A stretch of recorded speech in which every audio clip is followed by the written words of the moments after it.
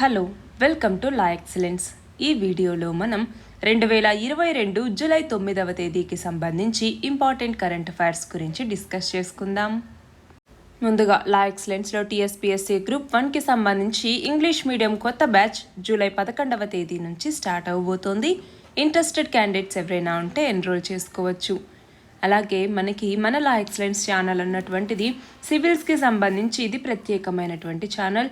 మన ఏపీపీఎస్సీ మరియు టీఎస్పీఎస్సీకి సంబంధించి ఈ వీడియోస్ ఇక నుంచి ఈ తెలుగు ఆఫీసర్స్ అన్నటువంటి యూట్యూబ్ ఛానల్లో అప్లోడ్ చేయబడతాయి.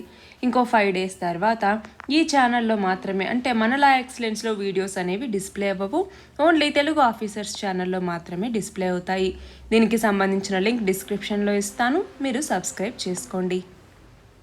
ఇవాల్టి మన ఫస్ట్ ఆర్టికల్ వచ్చేసి పార్టీ ఫిరాయింపులకి సంబంధించి. మన భారత రాజకీయ వ్యవస్థ ఎదుర్కొంటున్నటువంటి సమస్యల్లో ఈ పార్టీ ఫిరాయింపులు అన్నటువంటిది ప్రధాన సమస్యల్లో ఒకటి. మనం చూస్తే 1967వ సంవత్సరం తర్వాత మన భారత రాజకీయాల్లో, ముఖ్యంగా రాష్ట్రాల్లో ఇలాంటి పార్టీ ఫిరాయింపులు అనేవి చాలా వరకు ఎక్కువయ్యాయి. దానికి పరిష్కారంగా 1985వ సంవత్సరంలో 52వ రాజ్యాంగ సవరణ చట్టం, 52వ కాన్స్టిట్యూషనల్ అమెండ్మెంట్ యాక్ట్ 1985 కింద కేంద్ర ప్రభుత్వం పార్టీ ఫిరాయింపుల నిరోధక చట్టాన్ని తీసుకురావటం జరిగింది. ఎన్నవ షెడ్యూల్లో దీన్ని చేర్చింది అంటే 10th షెడ్యూల్ అన్నటువంటిది ఈ పార్టీ ఫిరాయింపుల నిరోధక చట్టాన్ని గురించి తెలియజేస్తుంది. అలాగే ఈ చట్టంలో ఉన్నటువంటి లోపాలని సవరిస్తూ మళ్ళీ 2003వ సంవత్సరంలో 91వ రాజ్యాంగ సవరణ చట్టాన్ని చేయటం జరిగింది. అయినప్పటికీ కూడా దేశంలో చాలా రాష్ట్రాల్లో పార్టీ ఫిరాయింపులు అనేవి జరుగుతూ ఉన్నాయి. అసలు పార్టీ ఫిరాయింపు అంటే ఏంటి అంటే, మన యొక్క రాజకీయాల్లో ఒక పార్టీ యొక్క మేనిఫెస్టో ఆధారంగా ఒక పార్టీ గుర్తు మీద పోటీ చేసి గెలిచిన తర్వాత ఆ పార్టీకి కాకుండా మరొక పార్టీకి విధేయత చూపించటం, లేదంటే మరొక పార్టీలో చేరటం, లేదంటే ఆ పార్టీ ఆదేశాలకి వ్యతిరేకంగా ఓటు వేయటం, లేదా ఓటు వేయకుండా గైర్హాజరవటం, ఇలాంటి వాటిని పార్టీ ఫిరాయింపు అనేసి పిలుస్తాము. అలాగే స్వతంత్ర సభ్యుడిగా, అంటే ఒక పార్టీ గుర్తుగా మీద కాకుండా స్వతంత్ర సభ్యుడిగా ఎన్నికైన సభ్యుడు ఏదైనా ఒక పార్టీలో చేరినా, అలాగే నియమితులైనటువంటి సభ్యుడు, అంటే నామినేట్ అయినటువంటి సభ్యుడు నియామకం జరిగిన 6 నెలల తర్వాత ఏదైనా పార్టీలో చేరినా కూడా దాన్ని పార్టీ ఫిరాయింపు అనేసి భావిస్తారు.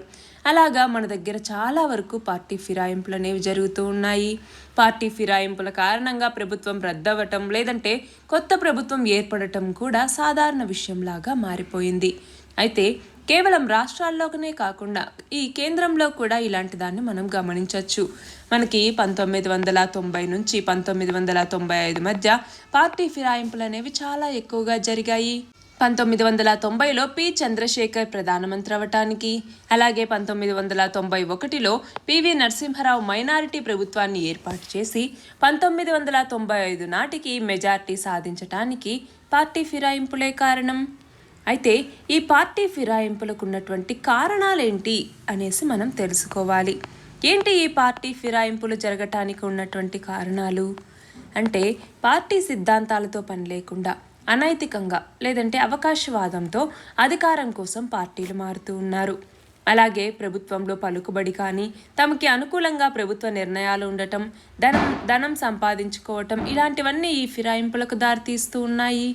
అలాగే మనం సంఖ్యాపరంగా శాసనసభలో సాధారణ మెజారిటీకి దగ్గర స్థానాలు పొంది ఉన్నట్టయితే ఇలాంటి పార్టీ ఫిరాయింపులు ఎక్కువగా జరుగుతూ ఉంటాయి. కొన్ని సందర్భాల్లో అయితే పార్టీ అధినాయకత్వం యొక్క నిర్ణయాలకి నిరసనగా ఫిరాయింపులు అనేవి ఉంటాయి. అలాగే కొన్నిసార్లు ఎన్నికలు సమీపిస్తున్నప్పుడు పార్టీ అధికారంలోకి రాదని భావిస్తే ఇతర పార్టీల్లోకి ఫిరాయించటం జరుగుతుంది. లేదంటే ఎన్నికలైన వెంటనే ఎన్నికైనటువంటి స్వతంత్ర అభ్యర్థులు ఏదో ఒక పార్టీలోకి, ముఖ్యంగా అధికార పార్టీలోకి ఫిరాయించటం జరుగుతుంది. అలాగే ప్రతిపక్ష పార్టీ సభ్యులు కూడా పార్టీ ఫిరాయింపుల చట్టంలో ఉన్నటువంటి లోపాలని ఆధారంగా చేసుకుని ఎన్నికైన పార్టీకి రాజీనామా చేయకుండా అధికార పార్టీకి విధేయత ప్రకటించి కొన్నిసార్లు మంత్రి పదవులు పొందుతూ ఉంటారు. అలాగే ఇంకొక ప్రధాన కారణం ఏంటి అంటే, పార్టీ ఫిరాయింపుల్ని ప్రజలు పెద్ద తప్పుగా భావించకపోవటం, మళ్ళీ అలాంటి వాళ్ళని తిరిగి ఎన్నుకోవటం అనేది ఈ పార్టీ ఫిరాయింపులు మరింత పెరగటానికి కారణమవుతున్నాయి. ఇవి కాకుండా మనకి పార్టీలో సమర్థవంతమైన నాయకత్వం లేకపోవటం వల్ల, పార్టీలో ప్రజాస్వామ్యం లోపించటం వల్ల, అలాగే ఈ దోపిడీ రాజకీయాలు, ముఠా రాజకీయాలు అనేవి జరుగుతూ ఉండటం వల్ల, వారసత్వ రాజకీయాలు ఉండటం, ఇలాంటివి కూడా ఈ ఫిరాయింపులకు కారణమవుతూ ఉన్నాయి. మనం చూస్తే 1967వ సంవత్సరంలో వివిధ పార్టీలకు చెందినటువంటి పార్లమెంట్ సభ్యులతో వైబి చవాన్, ఎవరు? వైబి చవాన్, ఈయన అధ్యక్షతన కేంద్ర హోం మంత్రిత్వ శాఖ ఒక కమిటీని నియమించటం జరిగింది. అలాగే 1973వ సంవత్సరంలో కేంద్ర ప్రభుత్వం పార్టీ ఫిరాయింపుల నిరోధానికి రాజ్యాంగ సవరణ బిల్లుని ప్రతిపాదించినప్పటికీ కూడా అది చట్టంగా ఆమోదం పొందకముందే 1977లో లోక్సభ అనేది రద్దయిపోయింది. అలాగే 1977లో కేంద్రంలో ఈ జనతా పార్టీ అధికారంలోకి వచ్చిన తర్వాత కేంద్ర ప్రభుత్వం ఒక కేబినెట్ కమిటీని నియమించి 1978లో ఈ బిల్లును పార్లమెంట్లో ప్రవేశపెట్టినప్పటికీ కూడా అది చట్టం కాలేదు. అయితే దాని తర్వాత పార్టీ ఫిరాయింపుల నిరోధానికి 1985వ సంవత్సరంలో 52వ రాజ్యాంగ సవరణ చట్టం ద్వారా ప్రయత్నం అనేది జరిగింది. దీని కింద పార్టీ ఫిరాయింపులకి సంబంధించి మనకి ఆర్టికల్ 102(2) అన్నటువంటి దీని ద్వారా పార్లమెంట్ సభ్యులు, ఆర్టికల్ 190(2) ఈ నిబంధన ద్వారా రాష్ట్ర శాసనసభ్యుల అనర్హతల యొక్క వివరణల్ని ఈ 10th షెడ్యూల్లో చేర్చడం జరిగింది. ఆ విధంగా ఈ 10th షెడ్యూల్ అన్నటువంటిది రాజకీయ ఫిరాయింపుల చట్టానికి ఒక చిరునామాగా మారిపోయింది. ఇది ఎప్పటి నుంచి అమల్లోకి వచ్చింది అంటే 1985 మార్చి 1 నుంచి ఈ పార్టీ ఫిరాయింపుల నిరోధక చట్టం అన్నటువంటిది అమల్లోకి వచ్చింది. దాని తర్వాత అంటే ఈ పార్టీ ఫిరాయింపుల నిరోధక చట్టం ప్రకారం కొన్ని కేసుల్లో ఇది వర్తించదు. అది ఎలాగా అంటే పార్టీ మొత్తం సభ్యుల్లో 1/3వ వంతు చీలిక వర్గంగా వేరుపడినప్పుడు, లేదంటే పార్టీ మొత్తం సభ్యుల్లో 2/3వ వంతు సభ్యుల అంగీకారంతో 2 లేదా అంతకంటే ఎక్కువ పార్టీలు విలీనమైనప్పుడు, లేదంటే speaker, deputy speaker, chairman, deputy chairman తమ యొక్క పార్టీ సభ్యత్వానికి రాజీనామా చేసినా, లేదా పదవీ కాలం తర్వాత తిరిగి అదే పార్టీలో చేరినప్పటికీ కూడా ఈ చట్టం అనేది వర్తించదు. అలాగే చట్టసభలో సభ్యత్వం అనేది కూడా రద్దు కాదు. అయితే ఈ పార్టీ ఫిరాయింపులకి సంబంధించినటువంటి ఫిర్యాదుల మీద ఎగువ సభ అయితే చైర్మన్కి, దిగువ సభ అయితే స్పీకర్కి అంతిమ నిర్ణయాధికారం అనేటటువంటిది ఉంటుంది. ఇక్కడ క్వశ్చన్ చూడండి, పార్టీ ఫిరాయింపుల నిషేధ చట్టాన్ని ఏ రాజ్యాంగ సవరణ ద్వారా తీసుకొచ్చారు? ఏ రాజ్యాంగ సవరణ? 52వ రాజ్యాంగ సవరణ చట్టం 1985. అలాగే దీనికి 2003వ సంవత్సరంలో 91st కాన్స్టిట్యూషనల్ అమెండ్మెంట్ యాక్ట్ ద్వారా కొన్ని సవరణల్ని చేయటం జరిగింది. మన నెక్స్ట్ ఆర్టికల్ వచ్చేసి జాతీయ మత్స్య రైతుల దినోత్సవం లేదా ఫిష్ ఫార్మర్స్ డే అంటాము. ఎప్పుడు జరుపుకుంటాము దీనిని అంటే జూలై 10వ తేదీన. మనకి ఈ జూలై 10వ తేదీని నేషనల్ ఫిషరీస్ డెవలప్మెంట్ బోర్డ్ అన్నటువంటిది కూడా ఏర్పాటైంది. అయితే ఎస్పెషల్గా దీన్ని ఈ రోజునే ఎందుకు జరుపుకుంటాము అంటే 1957వ సంవత్సరం జూలై 10వ తేదీన డాక్టర్ హీరాలాల్ చౌదరి అలాగే అతని యొక్క కొలీగ్ అయినటువంటి డాక్టర్ అలీ కునీ, వీళ్ళిద్దరూ కూడా అలీ కున్హి అనేసి పిలుస్తాము, వీళ్ళిద్దరూ కూడా ఒడిశాలో పెద్ద చేపల యొక్క ప్రేరేపిత పెంపకం అంటే ఏంటి, ఇండ్యూస్డ్ బ్రీడింగ్ అని కూడా పిలుస్తాము. ఏంటి అసలు ఈ ఇండ్యూస్డ్ బ్రీడింగ్ అంటే? సరే, అసలు వీళ్ళిద్దరూ ఈ ప్రేరేపిత పెంపకం లేదా ఇండ్యూస్డ్ బ్రీడింగ్లో తమ యొక్క విజయాన్ని సాధించిన దానికి గుర్తుగా మనం జూలై 10వ తేదీని మత్స్య రైతుల దినోత్సవంగా జరుపుకుంటాము. అయితే అసలు ఇండ్యూస్డ్ బ్రీడింగ్ లేదా ప్రేరేపిత పెంపకం అంటే ఏంటి అంటే, ఇప్పుడు మన యొక్క చేపల పెంపకానికి ఇది ఒక శాస్త్రీయమైనటువంటి విధానం అన్నమాట. దీంతో ఏంటి, పరిపక్వ చేపలు ఏవైతే ఉంటాయో వాటిలో పిట్యూటరీ హార్మోన్ యొక్క కార్యకలాపాలని అభివృద్ధి చేయటం వల్ల ఎక్కువ గుడ్లు పెట్టడానికి అవి ప్రేరేపితమవుతాయి. అంటే దానివల్ల ఏమవుతుంది, ఎక్కువ గుడ్లు పెట్టడం వల్ల ఎక్కువ చేపలు అనేవి ఉత్పత్తి జరుగుతుంది. దానివల్ల ఆక్వాకల్చర్ రంగంలో ఒక అపూర్వమైనటువంటి ఒక మార్పు అనేటటువంటిది వచ్చింది. చేపల యొక్క ఉత్పత్తి రేటులో అత్యధిక పెరుగుదల అనేది నమోదైంది. దానివల్ల మన భారతదేశం భారీగా ఆర్థిక వృద్ధిని కూడా సాధించింది. కాబట్టి దీన్ని పురస్కరించుకొని భారత ప్రభుత్వం జూలై 10వ తేదీని మత్స్యకారుల దినోత్సవం లేదా జాతీయ మత్స్య రైతుల దినోత్సవంగా నిర్వహించాలి అన్నట్టుగా నిర్ణయించింది. క్వశ్చన్ చూడండి, జాతీయ మత్స్య రైతుల దినోత్సవాన్ని ఎప్పుడు జరుపుకుంటాము? జూలై 10వ తేదీన. మన నెక్స్ట్ ఆర్టికల్ వచ్చేసి మన దేశంలోని 10 రాష్ట్రాల నుంచి రాజ్యసభకి ఇటీవల ఎన్నికైనటువంటి మొత్తం 57 మంది సభ్యుల్లో 27 మంది ప్రమాణ స్వీకారం చేశారు. రాజ్యసభ చైర్మన్ వీరితో ప్రమాణ స్వీకారం చేయించడం జరిగింది. అయితే మనం చూస్తే ఈ రాజ్యసభకి ఎన్నికై ఇంకా ప్రమాణ స్వీకారం చేయనటువంటి సభ్యులు కూడా ఈ నెల 18వ తేదీన జరిగేటటువంటి రాష్ట్రపతి ఎన్నికల్లో ఓటు వేయొచ్చు అన్నట్టుగా రాజ్యసభ చైర్మన్ చెప్పటం జరిగింది. అంటే రాజ్యసభ ఎన్నికల్లో గెలిచినట్టు నోటిఫికేషన్ విడుదలైనటువంటి తేదీ నుంచే వాళ్ళు రాజ్యసభ సభ్యులుగా ఉంటారు అన్నట్టుగా చెప్పటం జరిగింది. క్వశ్చన్ చూడండి, రాజ్యసభలో మొత్తం సభ్యుల సంఖ్య ఎంత? మొత్తం సభ్యుల సంఖ్య ఎంత? 250 మంది. అయితే దేశంలో 10 రాష్ట్రాల నుంచి ఇటీవల ఎంతమంది సభ్యులు రాజ్యసభకి ఎన్నికయ్యారు? ఎంతమంది సభ్యులు ఎన్నికయ్యారు? 57 మంది సభ్యులు. మన నెక్స్ట్ ఆర్టికల్ వచ్చేసి జపాన్ మాజీ ప్రధానమంత్రి అయినటువంటి షింజో అబే ఈయన హత్యకి గురయ్యారు. ఎన్నికల ప్రచారంలో భాగంగా పశ్చిమ జపాన్లో ఉన్నటువంటి నరా అనేటటువంటి నగరంలో ప్రసంగిస్తున్నటువంటి ఈయన మీద ఒక వ్యక్తి సమీపం నుంచి కాల్పులు జరపటం జరిగింది. దాంతో హాస్పిటల్లో చికిత్స పొందుతూ ఈయన మరణించారు. ఇక్కడ క్వశ్చన్ చూడండి, ఏ దేశ మాజీ ప్రధానమంత్రి షింజో అబే హత్యకి గురయ్యారు? ఏ దేశ ప్రధానమంత్రి? జపాన్. అయితే ఈయనకి మన భారతదేశానికి కూడా మనం చూస్తే చాలా వరకు భారతదేశానికి మరియు జపాన్కి మధ్య సంబంధాలు మెరుగుపరచడంలో ఈయన యొక్క పాత్ర చాలా కీలకమైందనేసి మనం చెప్పచ్చు.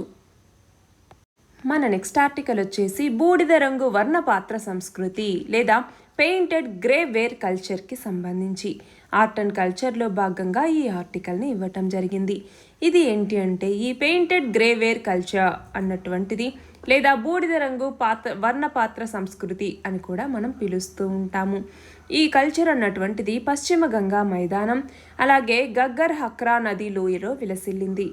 అలాగే మనకి ఈ ఇనుప యుగం కాలం ఏదైతే ఉందో ఆ మెగాలిథిక్ కల్చర్లోకి వచ్చేసరికి మనకి ప్రజలు బూడిద ఎరుపు రంగుల్లో మట్టి కుండలు చేసి వాటి మీద కొన్ని గీతలతో డిజైన్ చేశారు. దాన్నే పెయింటెడ్ గ్రే వేర్ అనేసి పిలుస్తాము. బ్రజ్ బసీలాల్ అనేటటువంటి ఒక భారత పురావస్తు శాస్త్రవేత్త ఈ సంస్కృతి మీద పరిశోధనలు చేయటం జరిగింది. ఈయన మొదటిసారిగా 1946లో ఉత్తరప్రదేశ్లోని అహిచ్ఛత్రలో జరిపినటువంటి తవ్వకాల్లో ఈ కుండలు అనేవి లభించాయి. వాటికి ఆయన డీలక్స్ వేర్ అనేటటువంటి పేర్లు పెట్టడం జరిగింది. దాని తర్వాత ఈ రోపార్, కురుక్షేత్ర, పానిపట్, అలాగే ఇంద్రప్రస్థ, మధుర, బైరాట్, సోనెపట్, అలాగే అంత్రాజికేరా అన్నటువంటిది, అలాగే ఆలంగీర్పూర్, వీటన్నింటిలో కూడా ఈ డీలక్స్ వేర్లు లభించాయి. అయితే పెయింటెడ్ గ్రేవేర్కి సంబంధించి సుమారు 725 ప్రాంతాలకు పైగా కనుక్కోవటం జరిగింది. వాటిలో అహిచ్ఛత్ర, అలాగే అలంగీర్పూర్, అల్లాపూర్, అలాగే అత్రాజింకేరా అన్నటువంటిది, సర్దార్గర్, శ్రావస్తి, నోహ్, కంపిలా, జెకేరా ఈ ప్రాంతాలు అన్నటువంటివి చాలా ఇంపార్టెంట్. అయితే ఈ పెయింటెడ్ గ్రేవేర్కి సంబంధించినటువంటి లక్షణాలు ఏంటి అంటే ఆ కాలం నాటి కుండల్ని నాణ్యమైనటువంటి మట్టితో తయారు చేశారు. వాటి మీద రేఖాగణిత నమూనాల్ని నలుపు రంగుతో చిత్రీకరించటం జరిగింది. అలాగే కుండలు ఏకరీతిలో వివిధ ఆకృతుల్లో ఉన్నాయి. దానికోసం వీళ్ళు అధునాతన పద్ధతుల్ని అవలంబించారు. కొలిమిలో అధిక ఉష్ణోగ్రత వద్ద కుండల్ని కాల్చినప్పుడు ఈ మట్టితో బ్లాక్ ఫెరస్ ఆక్సైడ్ అనేది కలిసి వీటికి బూడిద రంగు అనేది వచ్చింది. అయితే చక్రం సహాయంతో ఈ కుండల్ని తయారు చేసి వాటి ఉపరితలం మీద ఎమల్షన్ని పూసేవాళ్ళు. అలాగే మట్టిలో రకాల వల్ల కుండలు నలుపు, ఎరుపు రంగుల్లో ఉండేవి. ఈ కుండల మీద చుక్కలు, వృత్తాలు, స్వస్తిక్ గుర్తు కానీ అలాగే పూలు, సూర్యుడు లాంటి నమూనాలు అనేవి ఉన్నాయి. ఈ రకమైనవి రాజస్థాన్లో నిర్వహించినటువంటి తవ్వకాల్లో మనకి లభించాయి. అంతేకాకుండా ఈ కుండల్ని రోజువారీ అవసరాలకి ఆహారం వండుకోవటం, అలాగే వస్తువులు, ధాన్యాల్ని నిల్వ చేసుకోవటానికి వాళ్ళు ఉపయోగించారు. అలాగే ప్రజలు వరి, గోధుమ, బార్లీ లాంటి పంటల్ని పండించేవాళ్ళు. ఉత్తరప్రదేశ్లో ఉన్నటువంటి అత్రాజింకేరా దగ్గర వృత్తాకార బావులు, నివాస ప్రాంతాల్ని కూడా కనుక్కున్నారు. అలాగే ఇనుముతో చేసినటువంటి నాగళ్ళు, కొడవళ్ళు, అలాగే గొర్రు లాంటి వాటిని వ్యవసాయానికి ఉపయోగించటం జరిగింది. రాజస్థాన్లో ఉన్నటువంటి జకేరాలో నిర్వహించిన తవ్వకాల్లో ఈ అవశేషాలు లభించాయి. అలాగే పశుపోషణ అనేది ఉండేది. గొర్రెలు, పశువులు, పందులకు చెందినటువంటి ఎముకలు తవ్వకాల్లో లభించాయి. అలాగే యుద్ధాల్లో వాడేటటువంటి కత్తులు, బల్లాలు, ఈటెల్ లాంటి వాటిని కనుక్కున్నారు. వాటిని వేటకి కూడా వాడేవారు. అయితే చారిత్రక ఆధారాలు చూసుకుంటే మనకి భారతీయ చరిత్రకారుడు అయినటువంటి మక్కన్ లాల్ ఈయన 1984లో కాన్పూర్లో ఈ సంస్కృతికి చెందినటువంటి 46 సైట్లని కనుక్కున్నాడు. అలాగే జార్జ్ ఎర్డోసి అనేటటువంటి పురావస్తు శాస్త్రవేత్త 1988లో పెయింటెడ్ గ్రేవేర్ కల్చర్ మీద పరిశోధనలు చేయటం జరిగింది. ఆయన అలహాబాద్లో ప్రజలు దాదాపు 2 అంచెల స్థిర నివాసాలు ఏర్పాటు చేసుకున్నట్టుగా గుర్తించారు. అలాగే ఒక గ్రామంలో 60 నుంచి 450 మంది ప్రజలు నివసించేవారు అన్నట్టుగా చెప్పటం జరిగింది. అలాగే హర్యానాలో కూడా ఈ కల్చర్కి సంబంధించి 40 ప్రదేశాలున్నాయి.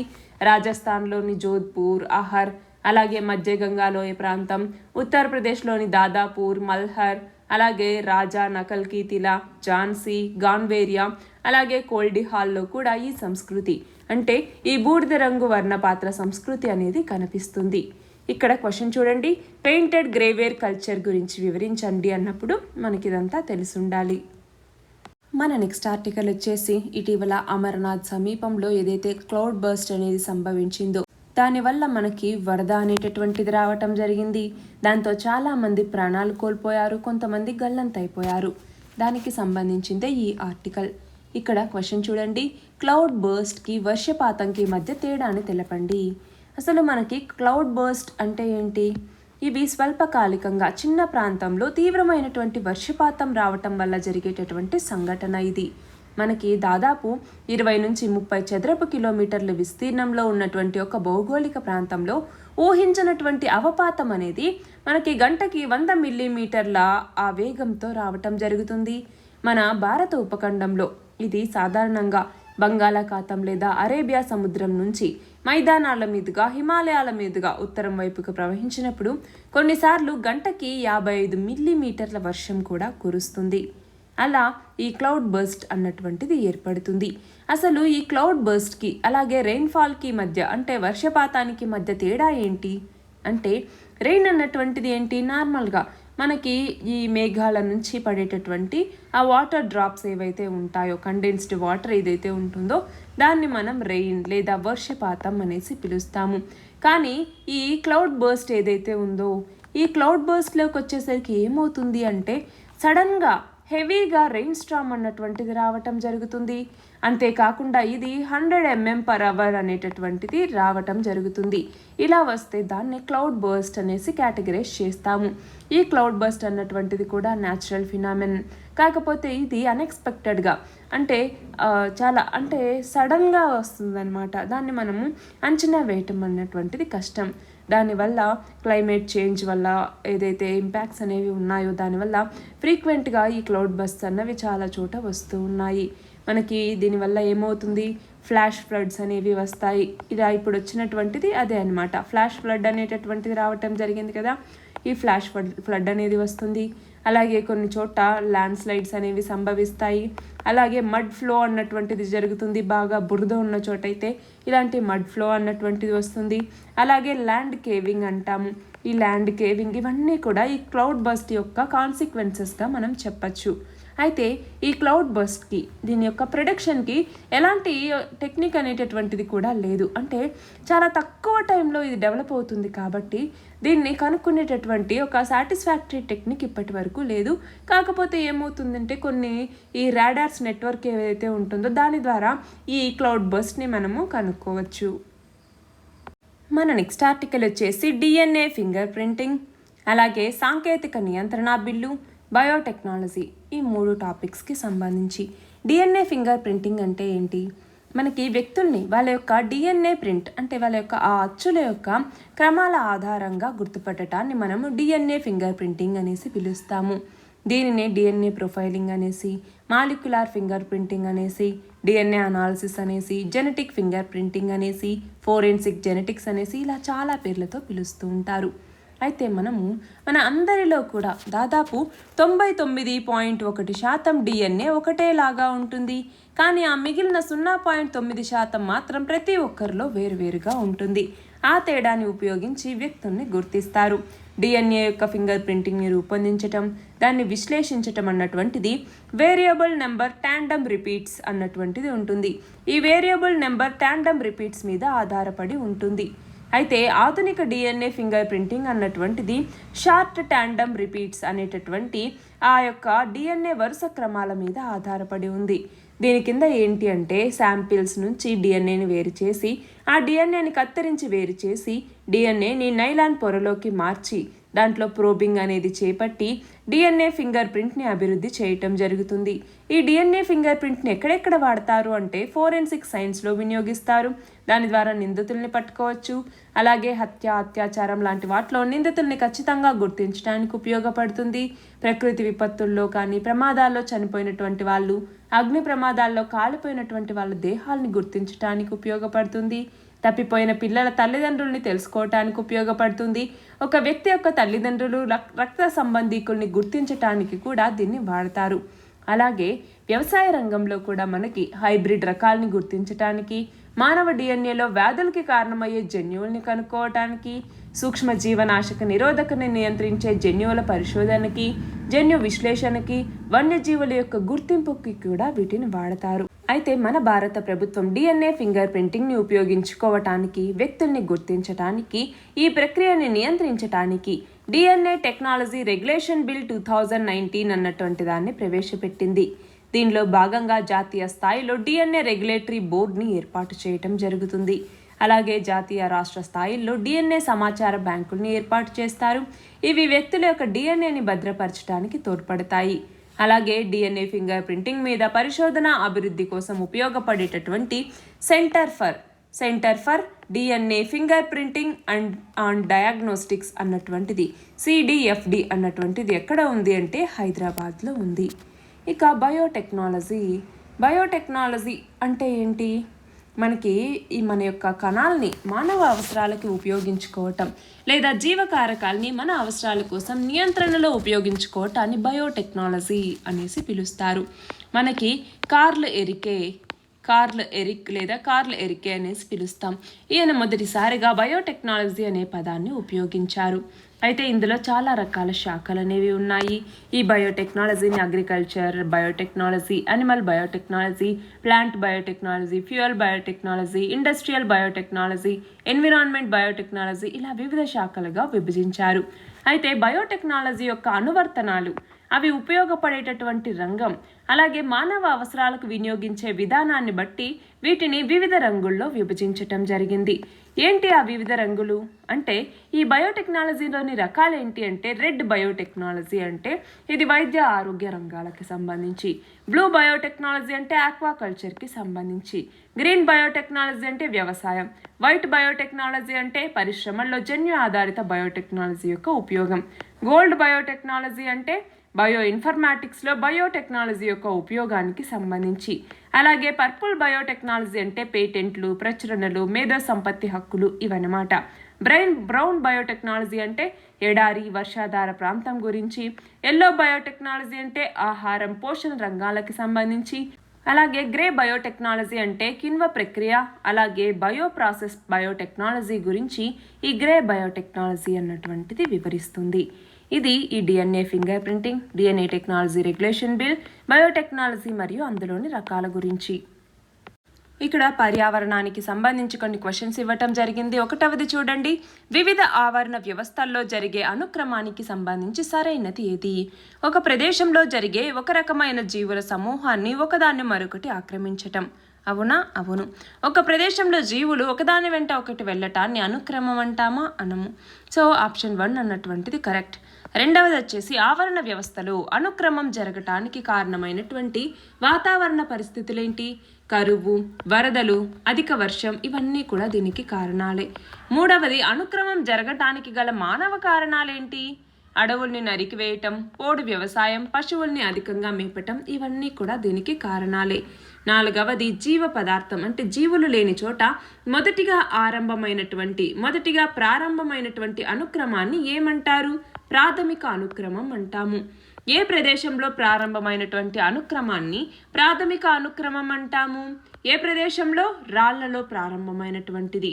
6వది అనుక్రమాన్ని ప్రారంభించినటువంటి మొక్కల్ని ప్రాథమిక మొక్కలు అంటాము. వాటికి ఉదాహరణ ఏంటి? లైకెన్లు. మానవ కార్యకలాపాల వల్ల అటవీ ఆవరణ వ్యవస్థ గడ్డి మైదానం ఆవరణ వ్యవస్థగా మారేటటువంటి అనుక్రమాన్ని ఏ రకంగా పిలుస్తారు? తిరోగమన అనుక్రమం అంటాము. అనుక్రమానికి సంబంధించి కింది వాటిలో సరైనది ఏది? నీటిలో ప్రారంభమయ్యే అనుక్రమాన్ని హైడ్రోసిర్ అంటారు. అవునా? అవును. రాతిపై ప్రారంభమయ్యే అనుక్రమాన్ని లిథోసిర్ అంటారు. అవును. ఇసుకపై ప్రారంభమయ్యే అనుక్రమాన్ని సామోసిర్ అంటారు. అవును. సో ఇవన్నీ కూడా అంటే 4వది దీనికి ఆన్సర్ అవుతుంది. నిన్నటి క్వశ్చన్ చూడండి. భారత్లో చిట్ట చివరి దశలో రుణమిచ్చే బ్యాంక్ అనున్నది ఏ బ్యాంకుకు పేరు? ఏ బ్యాంకుకి? RBI, reserve bank of India యొక్క పేరిది. ఇవాల్టి క్వశ్చన్ వచ్చేసి సైన్యానికి అవసరమైన పరికరాల్ని విదేశాల నుంచి కొనుగోలు చేసేందుకు అవసరమైనటువంటి ఆర్థిక సేవలు అందించేందుకు ఎన్ని ప్రైవేట్ బ్యాంకులకి ఆర్బీఐ అనుమతిని ఇచ్చింది?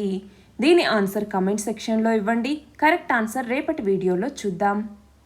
ఈ వీడియో ఇటు మన లా ఎక్సలెన్స్ యూట్యూబ్ ఛానల్తో పాటుగా తెలుగు ఆఫీసర్స్ యూట్యూబ్ ఛానల్లో కూడా అప్లోడ్ చేయటం జరుగుతుంది. మీరు ఆ ఛానల్ని సబ్స్క్రైబ్ చేసుకోండి. All the very best and thank you very much.